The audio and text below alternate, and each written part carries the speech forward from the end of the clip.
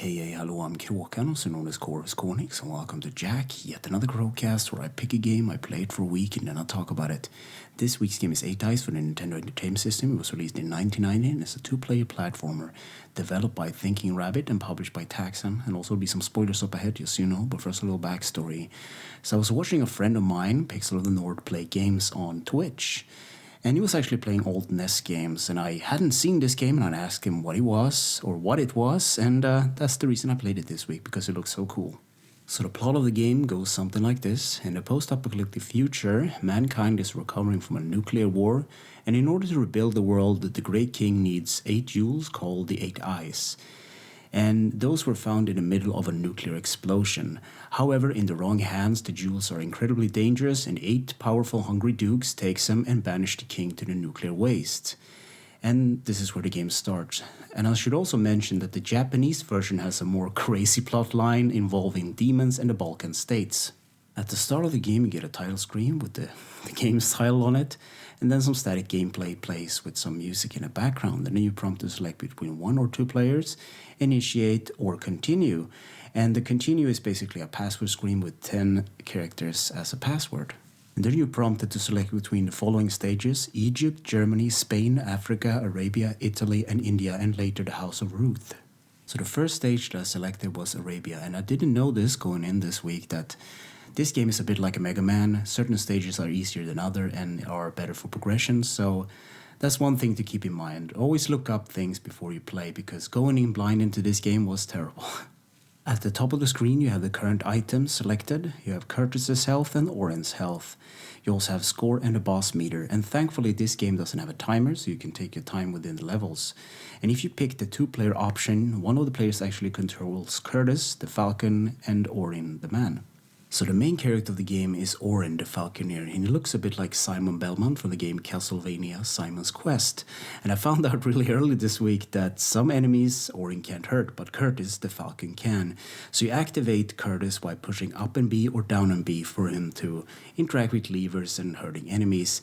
And he's set on a pattern where you activate him, if that makes sense. So this game started out really hard for me, and it wasn't told exactly how to play and anything, but you figure out as you go. But back to Arabia. The enemies of this level have turban-wearing enemies, birds, and hooded figure, among many others. And the boss of this area is a big Arabian dude with a sword, and after beating him you sit down and a skeleton bottle would serve you and him tea. So when you defeat an enemy in this game, a cross will fly out of it.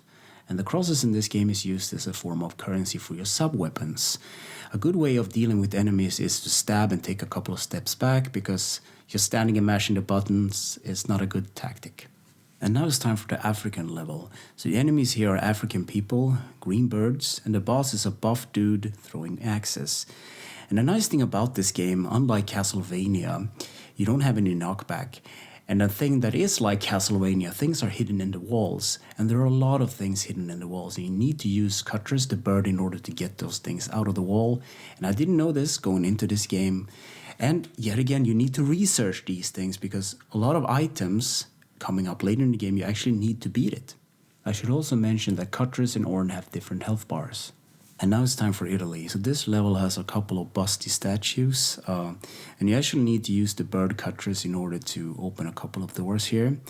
The enemies of this level are flying skulls, walking armors, hooded figures, and flying birds. And skeletons. And the boss is a dude with a light blue shirt, and he throws knives. And now it's time for India, so it goes without saying that this level is actually Indian themed. The enemies here are hooded figures, Sultan-wearing Indian people. The boss is a dude in green and brown throwing projectiles, and he also can teleport around the place. And once you beat a boss, and I forgot to talk about it, but you get a password for your progression screen. And now it's time for Egypt. So Cutrus and Orin walks into a pyramid, and there are some movable platforms to note here. And the enemies here are red skeletons, mudmen, birds, fire skulls, and a green troll with a horn.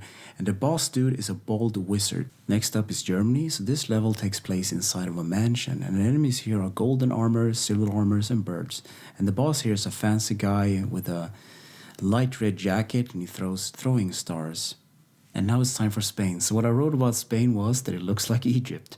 And enemies here are men in white, armors, huge bats, blue guys with bows and knives. And the boss here is a big green dude with sword. And once all the stages are beaten, the House of Ruth will be open to you. So this level is basically a boss rush. You beat one boss and your health gets refilled, and the final boss is Ruth herself, so she has a helmet and she wields a whip. And that's pretty much the game. So gameplay. Orin and his falcon Cutrus is on a mission to recover the 8 ice jewels and rebuild the world. Control, the D-pad is movement, the A button jumps, the B button is weapon, up and A is the sub-weapon, B up or down controls Cutrus, the stop button pauses, and the select button changes the sub-weapon. Graphics. The color palette looks a bit washed out, but I really like the big chunky boss sprites. Sound and music. Ken Sukume made the soundtrack for this game, and I like all the stage themes, they're really good. I like the German boss theme and the Arabian entrance theme. And yeah, it's a pretty solid soundtrack. Easter egg seekers and glitches. So throughout the game you will find these hidden scrolls within the walls, and these scrolls are needed to be gathered in order to know where to place the 8 eyes at the end of the game to unlock the final room, where a demon guy will tell you that you unlock the second quest by entering the password Taxan twice, and I think this game has 3 loops. So in conclusion I wrote, no, this game wasn't for me. So this game isn't easy by any stretch, and it doesn't hold your hand or anything, and there are a lot of things hidden in the walls. It's like Castlevania on crack, basically.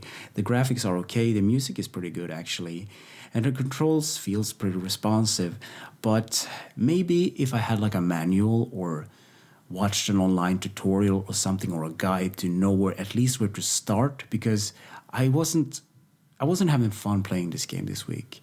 And when a game isn't fun, and I said this before, it's not worth my time. So maybe don't play this one. Play something else. Maybe Castlevania, because it has like that similar feel to it. So anyway, thank you for listening and for watching, and take care.